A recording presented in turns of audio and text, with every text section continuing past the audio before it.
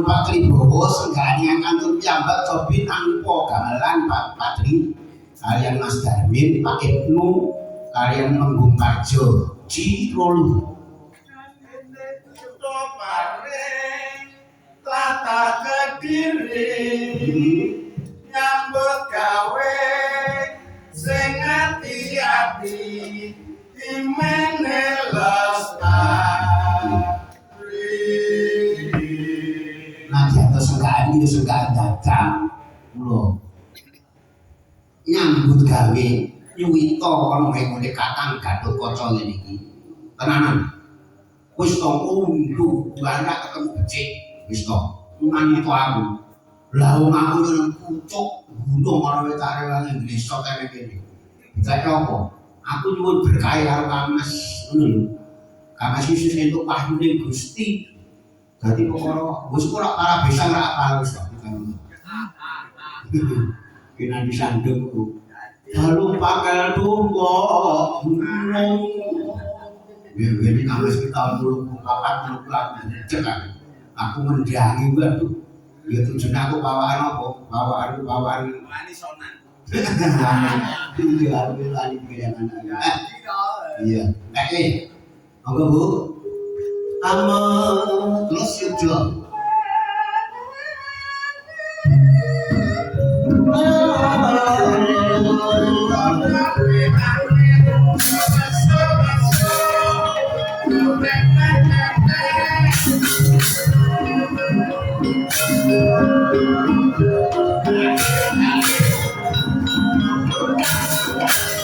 Yuto.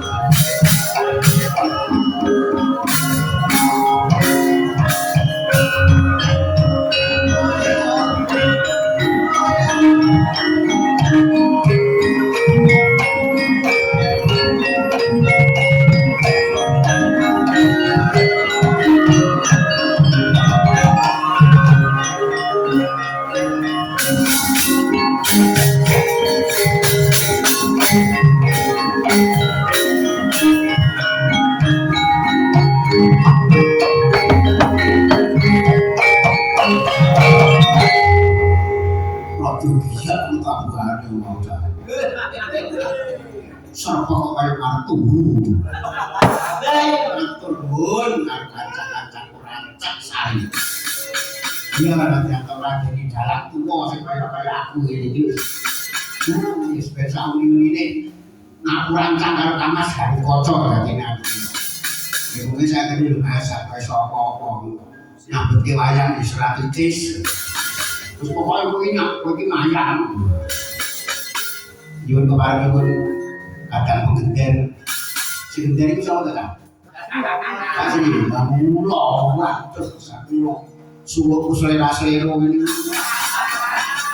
dari si gender di Sri, aku juga berakap ya orang bimbingannya tekan gitu iya, biar-biar jenis dek, nyuwun anu dek nyuwun Sri bermunculan dek loh, kalau kena gender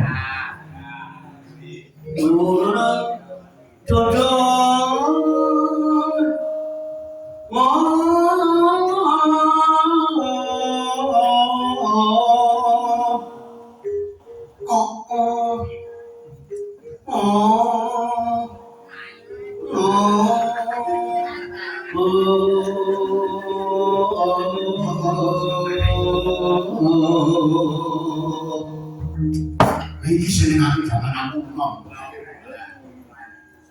aduh yono anembaan dewa tirta wantayane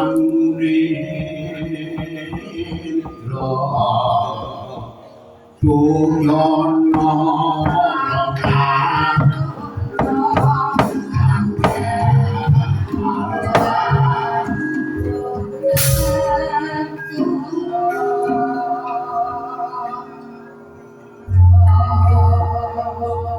ya anak-anakku dalang ini arah ngerti ini kembangannya dalang tuwa biyen ini jenenge sendol kagok ketanon ini ada dalang kita terus sama lain Dodong sangat kok. Oh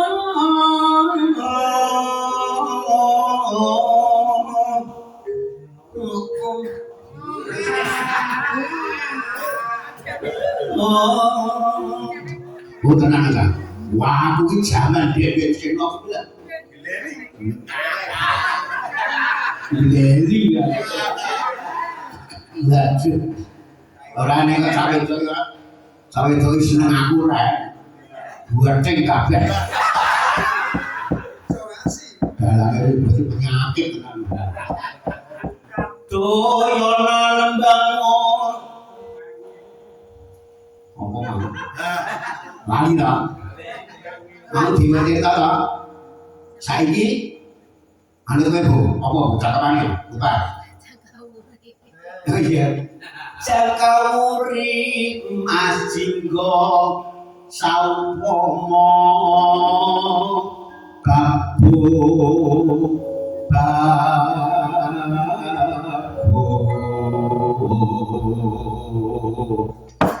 Doyono tanpa mundur rawoso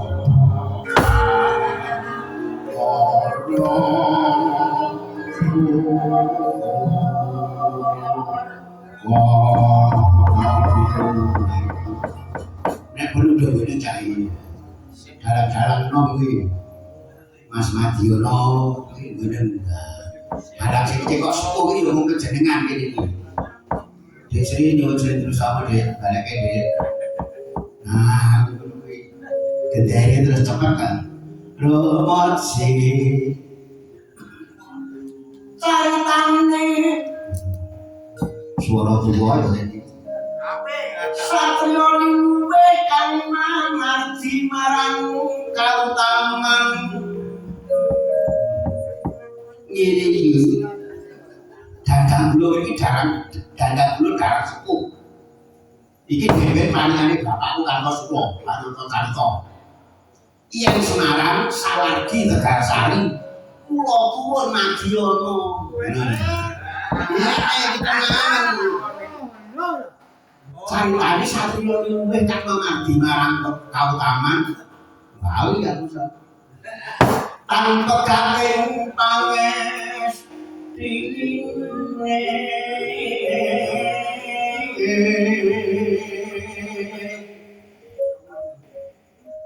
wis mulai aneh men gendere kok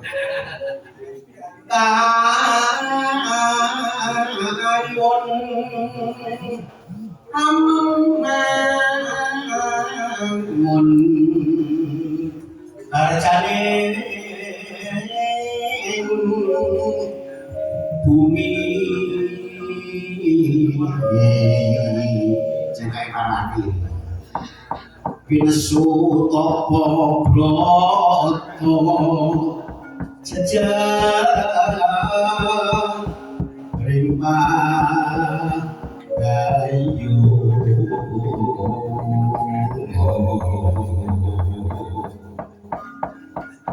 gayu ning kamulyan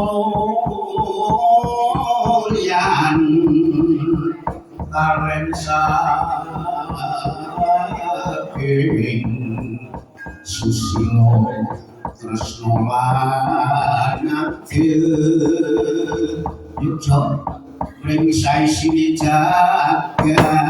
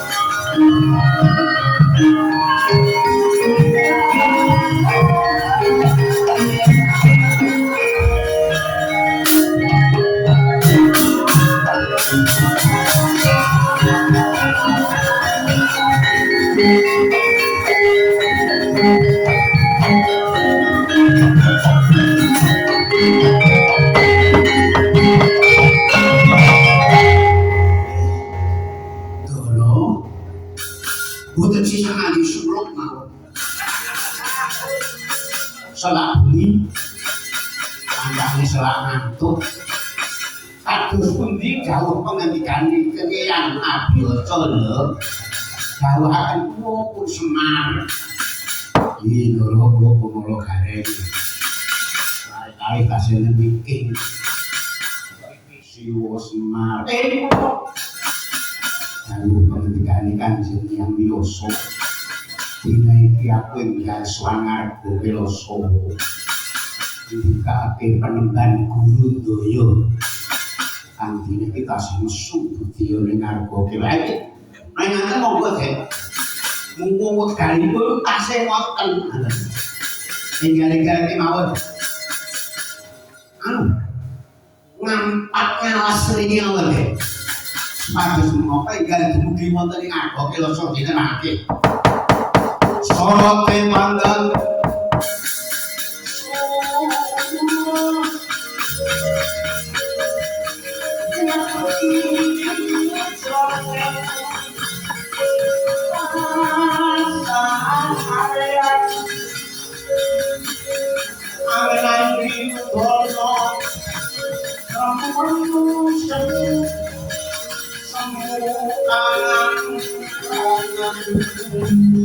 Sang ya ayu manahipun sungkem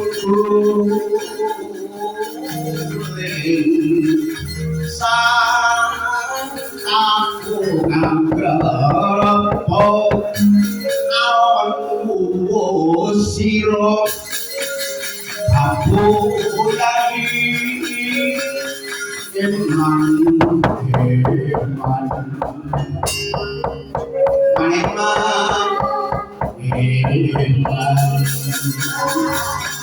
biarpun tergantung punya ada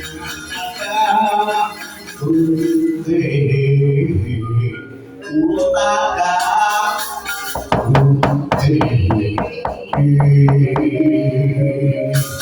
Apen Ponotri jangan kau joy tambah ditinggal tolong mining suam ganti katanya kopi go kayak di marco Nako sama somanah tinggal dengan bagus tempat pengaman catur kalangan tun pulau tidak itu kasih buka kok belum saya pernah sabrang mampu kan bisa saya kalau anggrek kan bisa juga ini itu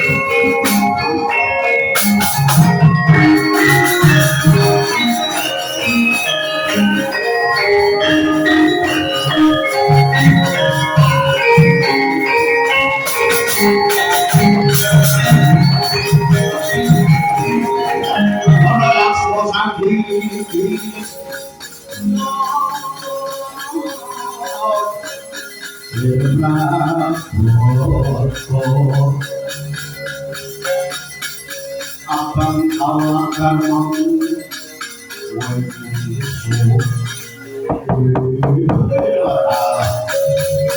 ini satya liwat oleh ngawas ini aku dalam bawa tegak roda panjang sampai pundak untung ganti loro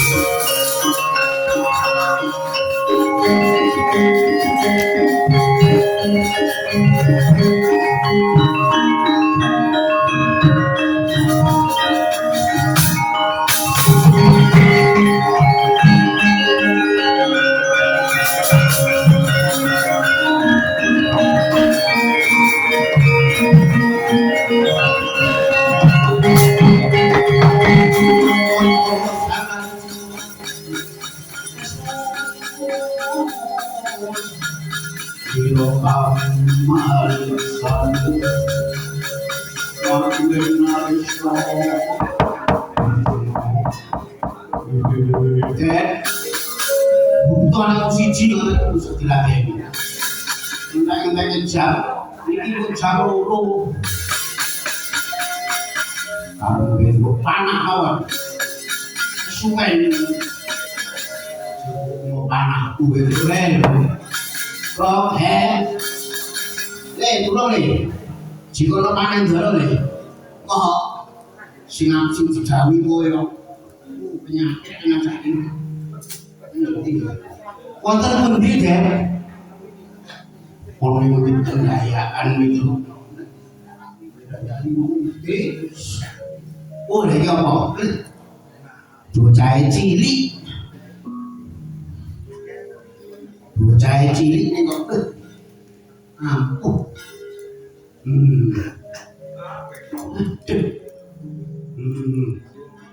Anake diisi sesuatu dono.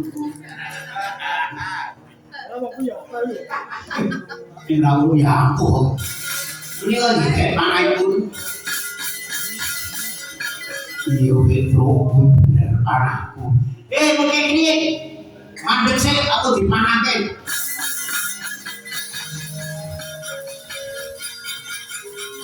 Ini ada deh.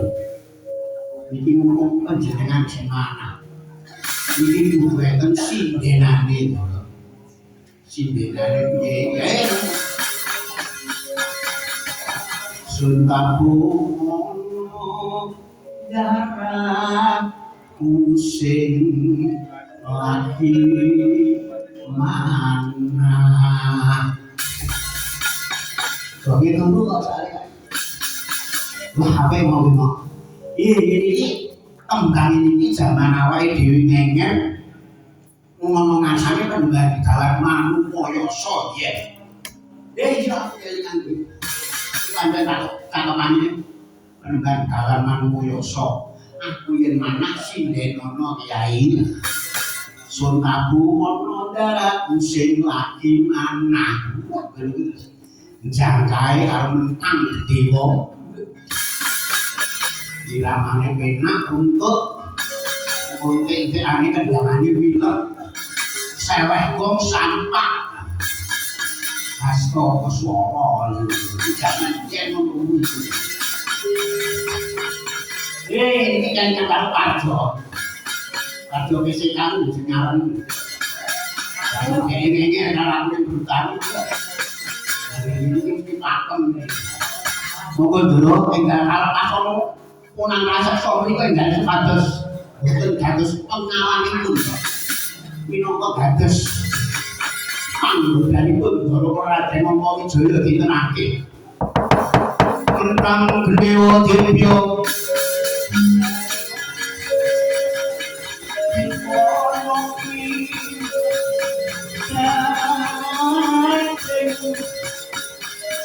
Kaya kayu kuning saking dosa suwat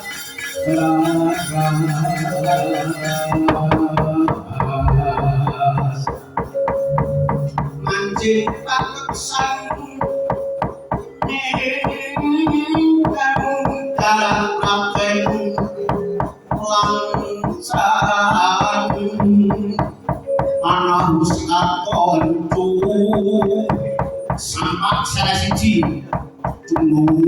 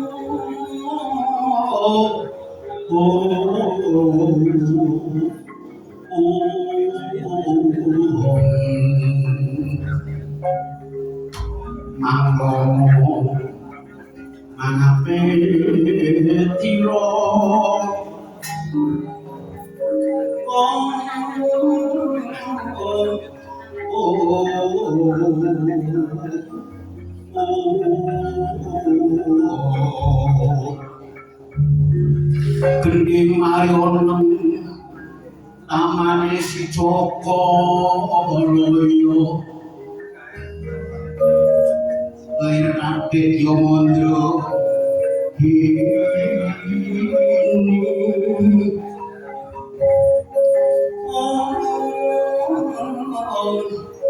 Yunun kautamane Joko Loyo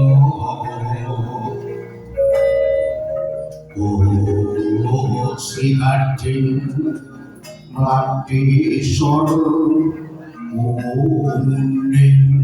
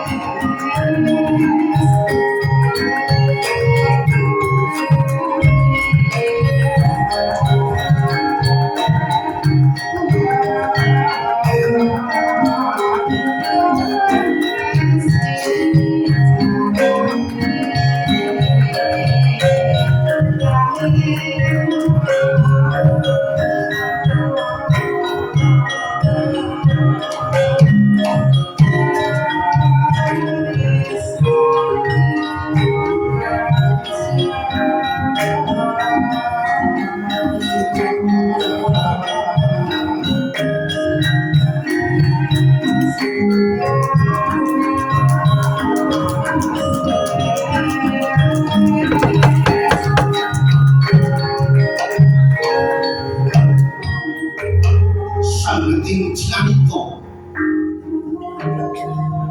ingkang jogi kayoso iyo aku jati alwarno undarandir kawono iyo kayu aning suwoyo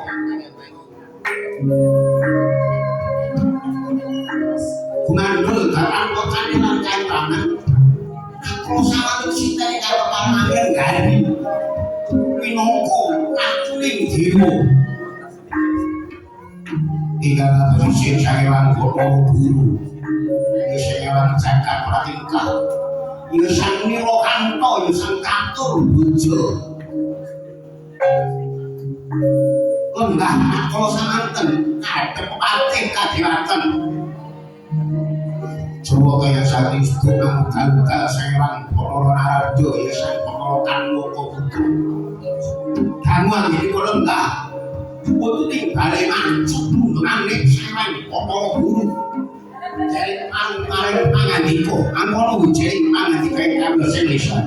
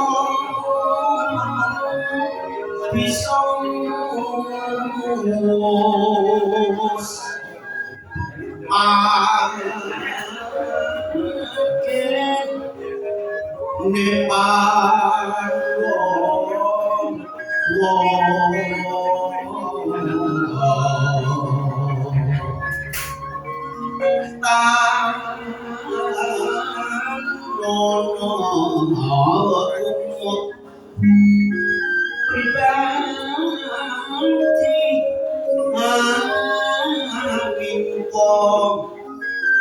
prajan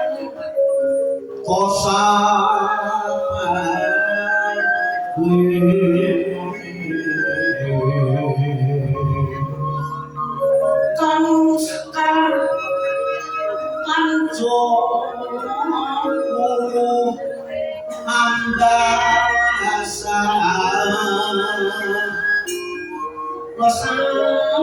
ngati susah ngasa ngesakati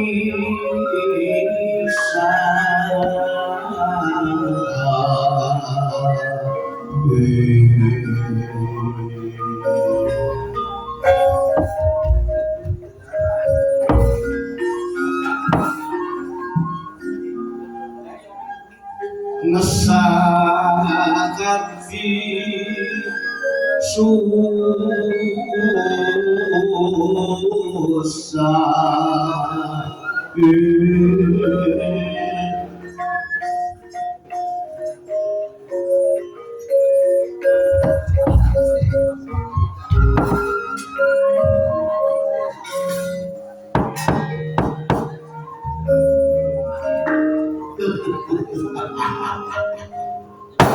Yai Pramis iki Solo ngatur saya awis-awis dipun-pun kanca-kanca jarang. Angka Solo ini jarang kalau sing deres adu nasib. Bahkan narado kok malah neko-neko kan. Wong sore kon tentang terus. Bakal narado dulu timbale dawuh Yai Pramis iki. Guru-guru mereka mengakuakan ora kalah balik suruh mengaku aku dikonastani Yai Pramis itu pengiranin jagat pengiranin jagat jadi sunah-sunah bagus sintinta gitu badi kalau kayak gitu berarti tapi 8 malih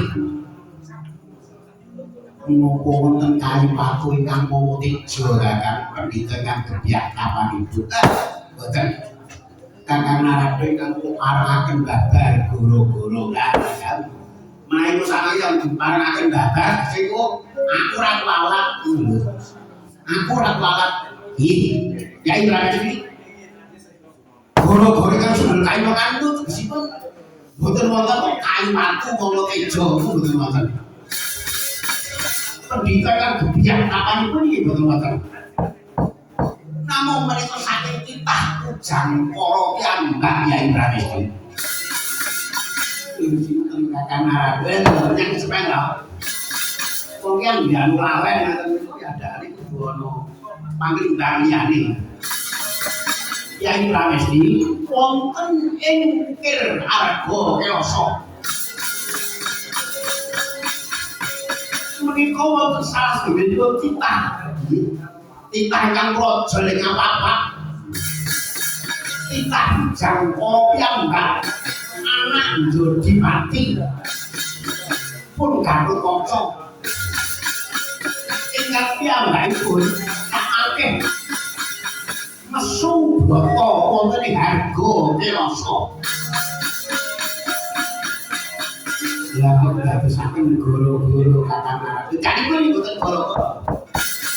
Namun goro-goro omong saking mangke paunanipun mboten sami napa Yai Pramis iki bumi ngampun sadane piyambak. Dadi langgar pangwasanipun dewa kakang narado. Lah kok kangge menika pangwas panjenengan kula mboten wani iki. Kula mboten wani ngaruwe babagan menika. Kangge menika pangwas Yai Pramis iki. Gatut Kaca badhe panjenengan nampaken kula namung derek. Namun kejadian ini kok betul badhe cawe-cawe jajan. Nang radio ngurang. Dinten menika turun dhateng Madyapada kemawon. Miterang dhateng kajengipun Gatut Kaca kula badhe menapa. Lho, mangke ngaten lho, Dik. Benyan manunggal dhateng Madyapada menika mangke mboten dadi hawa memang. Krimian dadi grujukan, guyon dadi manisan tenan. Sing jane ku ngendika sekelimah kaya ora nangke badhe boten dadi seneng ngoten niku. Kadang-kadang do panwas di menika kuwo kan. Habis mengko kadang-kadang do siyoga kenapa. Dilihatkan kemarin itu botol hati mantap datang maju foto di tengah Pamdarasi perminati cuman lokai uconggo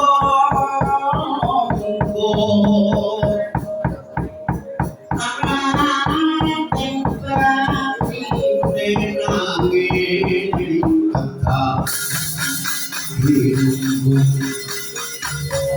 mamane ulen angket ngesel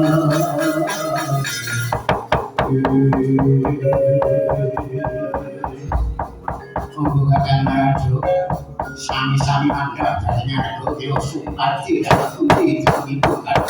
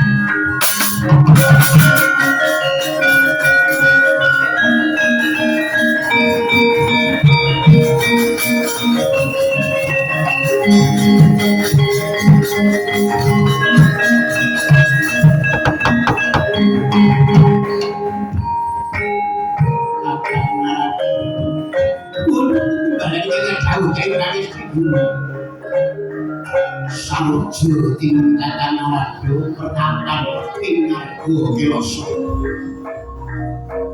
kathah para cantrik kang wonten mriku kathah para senani negari kang wonten mriku lha iki kok kayu nangis iku kan dadi marang kamu nopo kamu kuwi yo titik kayu nangis iki jadi kayu nangis iku sampun atus hukum Iwan loro pangaten kita sing jadi sing jadi. Waktu banget sih cek. Benedeng. Oh, naik panas juga kan.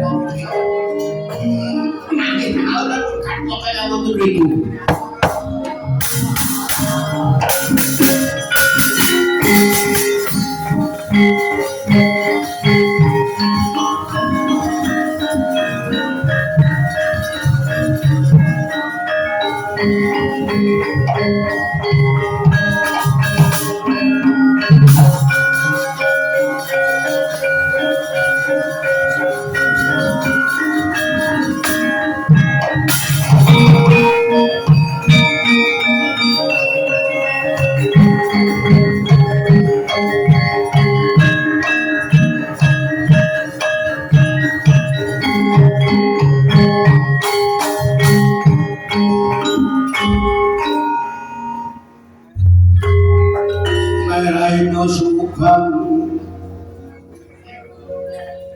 Iwan harumo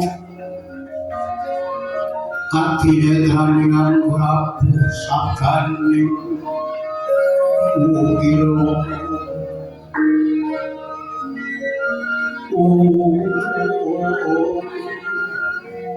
rejukan negara sagar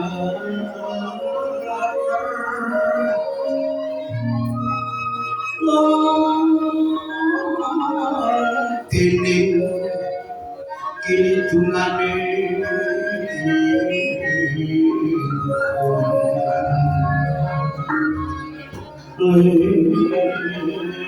lusin pilih panco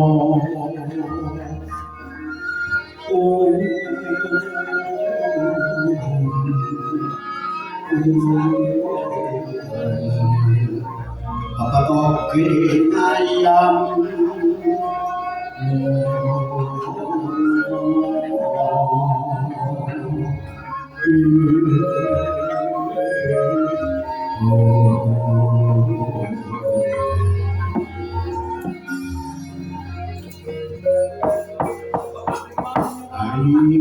sapa wiyosing nono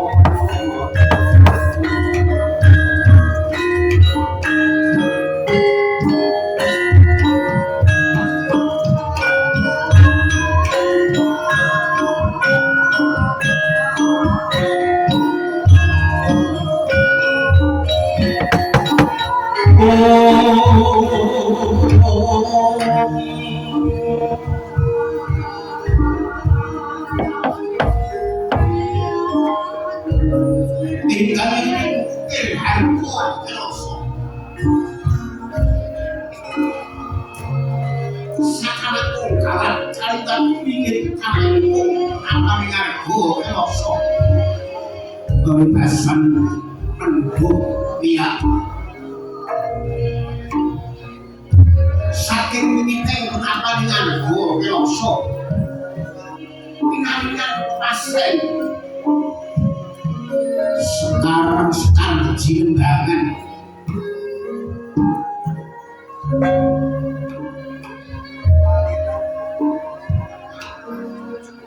sekarang jimbangan memperdengarkan pasangan raos yang pertama dengan gua kelosok sini kan menangkan lenggari yang mata banyak gua kelosok wah uniko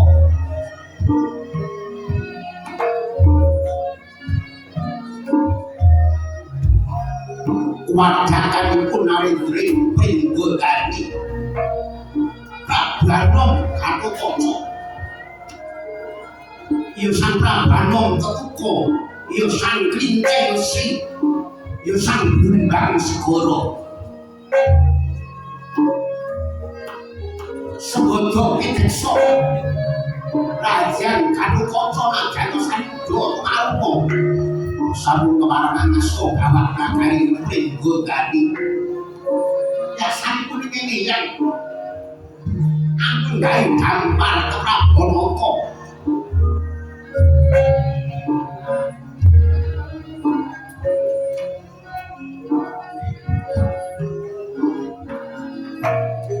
adil pasikan kono tantrik manggung jangkat indung-indung ulu guntung ingkang sami keparengan ngadhep lenggahipun sang Pinandhita Minulya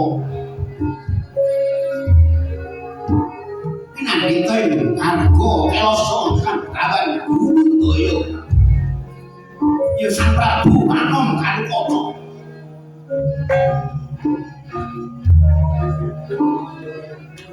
Kata Nakala samanten lengganing bali pacabangan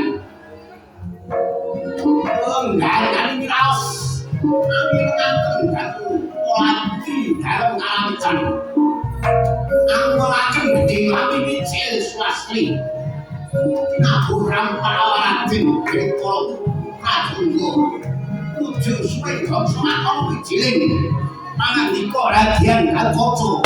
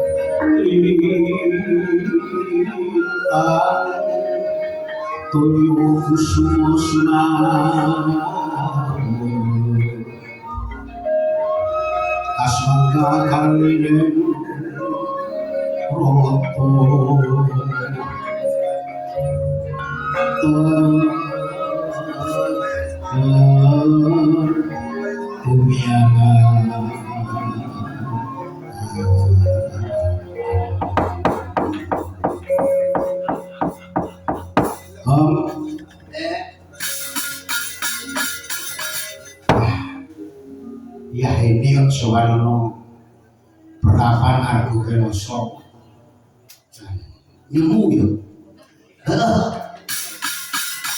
tapi ingatnya sore mau obat saja ulatnya berembut kabeh nah ya ngono mau gak kesenangan darahku iki jarak yo lho kali kocok to iya wis iki ning iki wis andune tenggang coba bantuan pun jarak kocok jarak kocok di perang kuwi jarak kocok sadhe nganggo buat sewa ageman sarwireng terus iket-iketan kaya manggil Wonoboyo. Lah kok gak ini sapa kok gak ini ulung. Tenang. Kamas Jawa kene iki jan kalau khusus yen ya lagi. Ora kalau khusus kalau madu. Tenan ngagem apa-apa iki sarwa lurus Kamas Brebes. Ngagem kejawen ya lurus. Lah iya ngagem kejawen terus ngagem cara jubah cara kulon ngono kae. Wah, bukan satu jam. Ini aku seneng tapi mau kamasku ngagem ini tuh seneng. Ngagem sarwa ireng terus dure iketan cara garap cara gatokan gitu. Cara berani tangan kono. Terus kalau nangsang. Ini garape tanam. Garape tanam karo yakin mangir zaman karo garwo. Karo repen ibu dadi lecek. Ora kalau ngerti-ngerti yo, lah aku sutradara lho sampe. Ya orang ngomong sutradara ketoprak lah ano-ano. Pono kawan.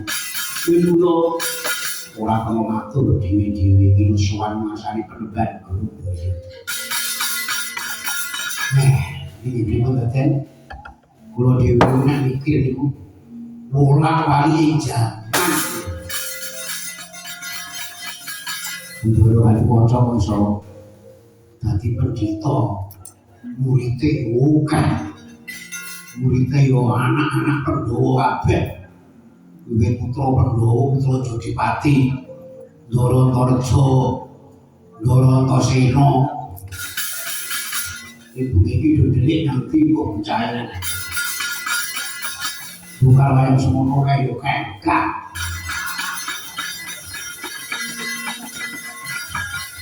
Orang itu deh. Bodoh menengok sarko. Aku gak kali membawa cowok karo berdarah Abiman. Abiman juga tapi kakak dia ini. Iyo tertimbalan ini kan ada kakak mas. Jadi orang matuk. Iki pendhita ngono lho. Wong iki do nganggo tata krama. Lha Lukas iki lho kan kaca ora bakalan apa-apa. Aku ora kakek ilo iki penunggang begawan guru Ndaya. Para nek sore mau pamiwarane guru Ndaya ora apa-apa. Tambahan rambut kuwe kok. Iyo timbalan kene dawuh. Kakang penunggang guru Ndaya. Kita era sedem kok tambah kakang penunggang kok angel ra jamak. Ya Bimanyu. Suwi suyang kudu dadi pendhita ana kene bakal ana sing ora pareng. Yo foto sak keluarga kabeh. Putra Pandhawa lan Punakawan aja nganti tinggal kaprayitan. Dhewe maneh bakal tamu ngono. Tetapan ngargo keoso dine iki. Mehaino sumubang darmo kapine pranino dawo kapane iki ringkani kolo saketer kerusing iki paniko.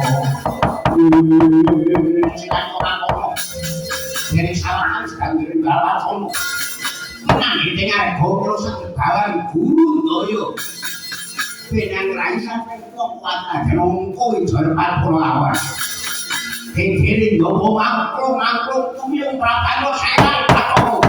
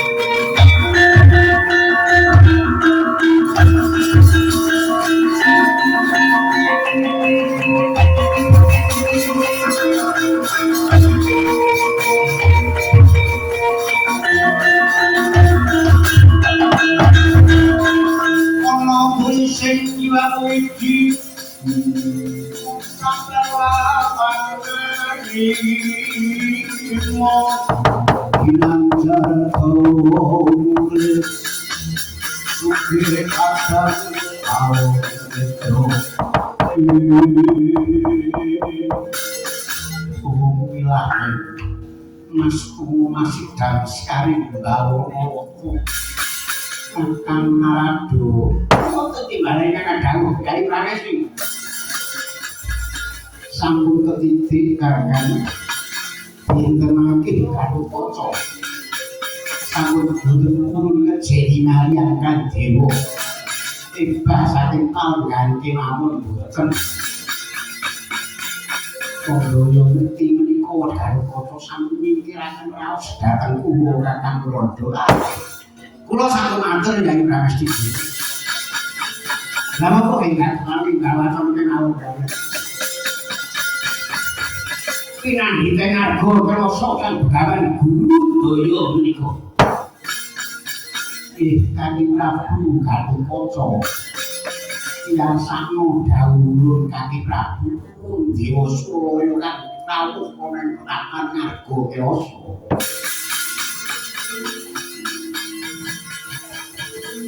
rawuhipun para guru Narga Krasa padha becik satkamu Kocok kuning sunting ora basa marang janur gunane aku basa karo pun Hyai Pramesti serangan tak lewat tuji pun kang perlu ni apa maten mawon satu kocok tahu ini iku wigati apa pertopo ning Narga Krasa nggih Hyai Prabu Mas susah gak ngatur aku masane Bathara Guru Bathara Guru sing ngerti apa kang dadi karepku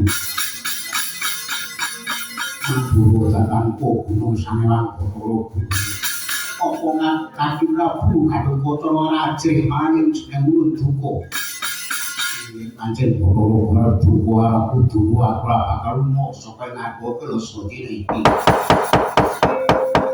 ana tulising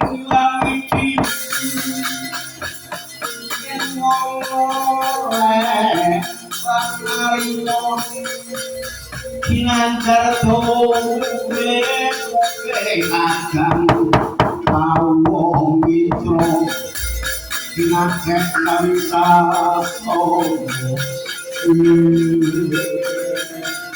kinai kono pegel kasih sengan Bathara Guru nalika sampeyan dumugi mulak paripun kangge Narga Krasa sang Kakang Guru Daya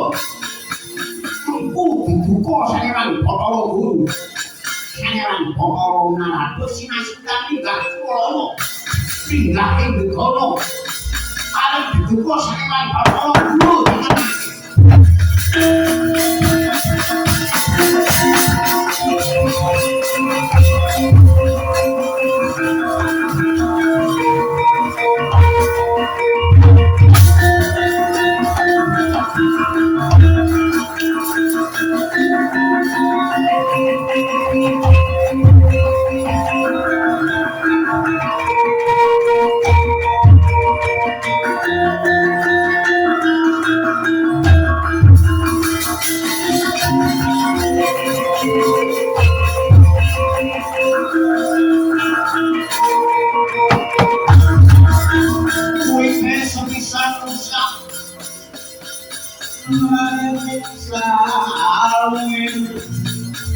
Aduh ansiyo sinale mau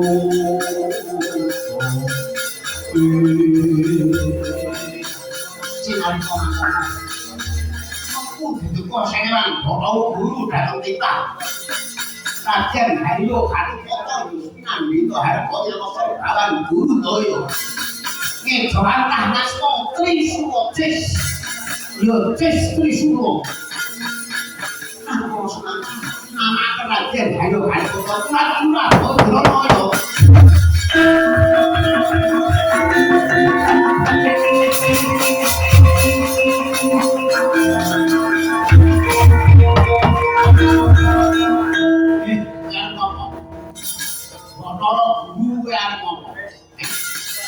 Nggawa istri suwo apa?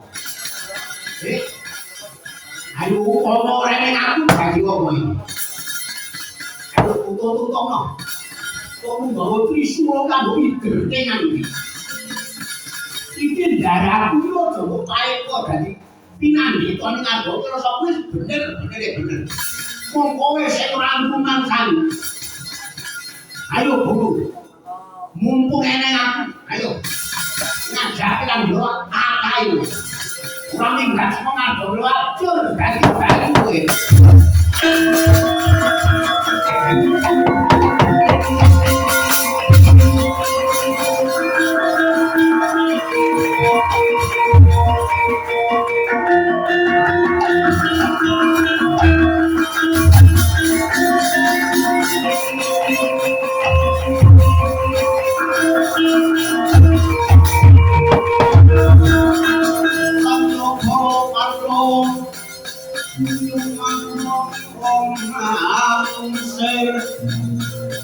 Sang sopo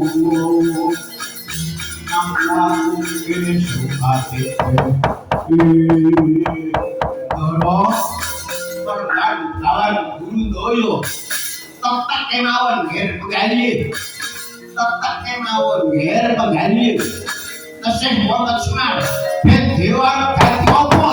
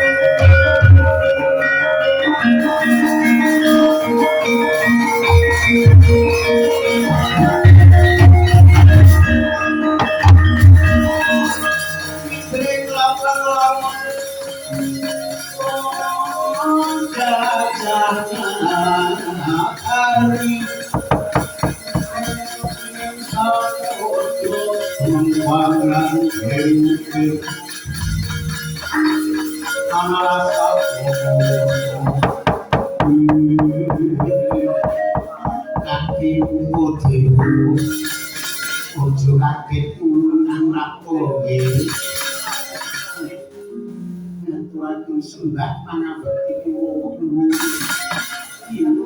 senjatanya berdua dilakukan berarti lana tinggal cukup untuk dia berarti sebelum mundur pitulung ditindik lakone anak lanang si gado kocok kan dadi pinanggita ning kanggo krasa gawan Guru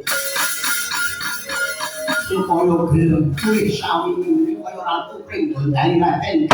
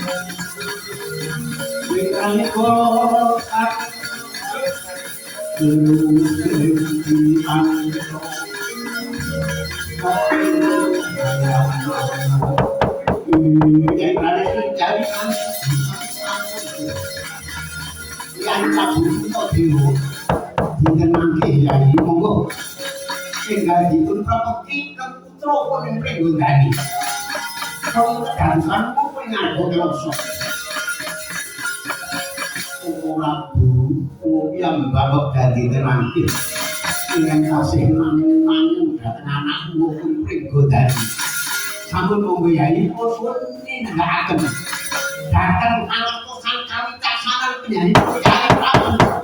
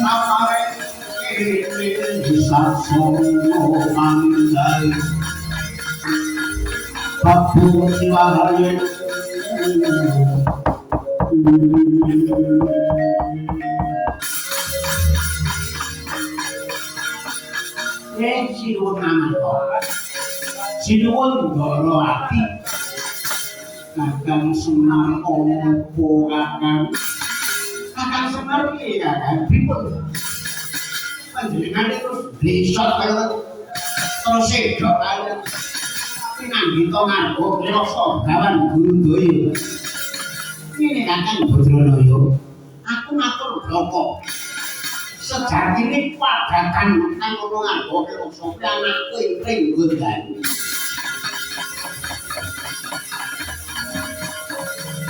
anakku ing gondani si karo kocok nanging jebule Kakang Semar sing lenggah ana ngarsane sing ngono padakane anak kowe pranipring nggon kan langsung semua kalakas ya salusi kono ngono ya sang utawa tunggal sopor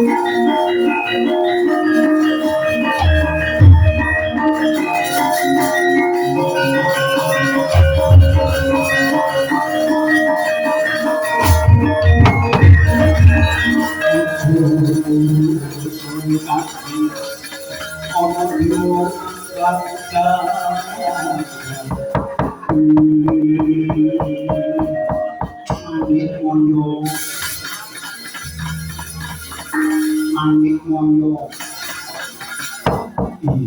timbalan kene dawuh sulap kuwi nawanganku nggih yes punipun mekaten iya ora menungso bakal ana klinike sanajan dewa yo bakal ana klinike ulun ngejo antasan juga kaya mongko pringgodani si Galukaca dewi bakal nagih janji zaman matine ratu tak racun karo kasihku sapatine kowe bakal ndadekake ratu Galukaca ing sira kandha maru binangun mula wiwit dene iki boyongan Galukaca guru ana ing Suwaya dadi ratu ing Sakapara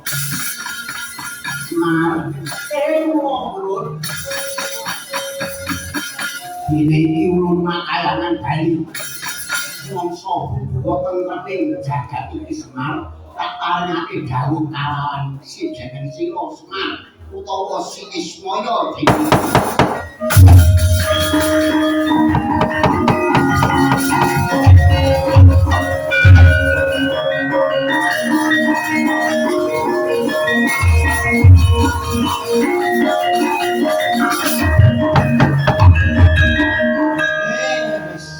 iki wis jam 9:00 wis oke rampung ngaten Ndara Raden Galukaca sinuwun namarta sinuwun Ndara Ati utawa kowe ratu dewa guru kowe ngrasakno nadyan to kuwi dhuwur dhewe pangkat kono ning kowe iki ya duwe salah buktine apa dene iki lali kewajiban nganti darahku Galukaca direwangi apa bata dadi pendhita Kakang Semar aku njaluk anakku ya wis kabeh ora ana sing salah kabeh ora ana sing salah begini lan saterusé aku nyuwun karo Kang Mahakuwasa sing nonton utawa sing ditonton luwih becik utawa luwih unggul luwih tak beteni kakangku pring bodan kakangku Joko Santoso kalian Bayu Joko Susanto kakangku pring bodani Joko Susanto lan Bayu wiwit dina iki lan saterusé tetep njeta ing jagat nyokro mati bau gendho rampung anggone paling penesku karo para putra ayah guru kowe nyeksenono Galukaca dene iki diboyong nang kayangan dadi iraku ra ketusak kabeh itu nyukatan bakal tak tindaki sinuwun Ndara Ati sinuwun amarta bubar lakone Gundaya rahayu kang sampun nampi dodo ing